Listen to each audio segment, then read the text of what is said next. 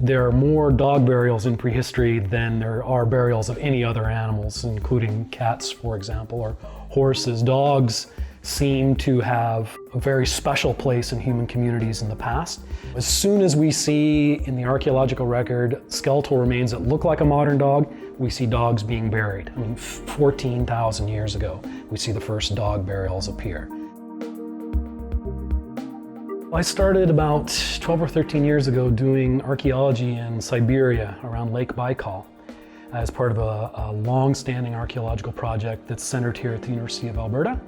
The dogs were being treated just like people when they died. They were being carefully placed in a grave. Some of them are wearing necklaces when they're buried. Some of them, they place spoons and other offerings in the grave. When those very special animals died, they were treated just like human persons, with the idea, I think, being they had souls, they had an afterlife, and people loved them, so they treated them like human persons when they passed away. We've been working on an amazing site in the Arctic of Siberia that has probably the largest archaeological collection of dogs in the whole of the Arctic. So there's well over 100 dogs in this particular site. There's some evidence of dogs pulling sleds, and there's evidence in this same site of people harnessing reindeer. So we see this really unique multi-species community that emerges in the Arctic, composed of people, of dogs, and of reindeer, which I think is quite interesting.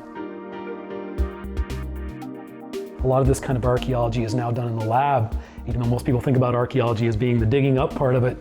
90% of it is in the laboratory now. It's scientific work rather than just recovery of things.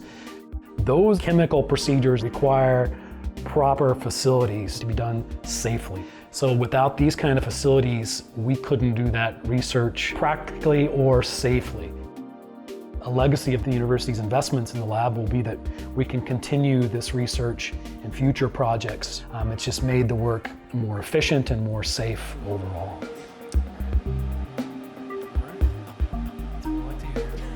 Early on, there's good evidence that people loved and cared for their dogs in much the same way that we do now.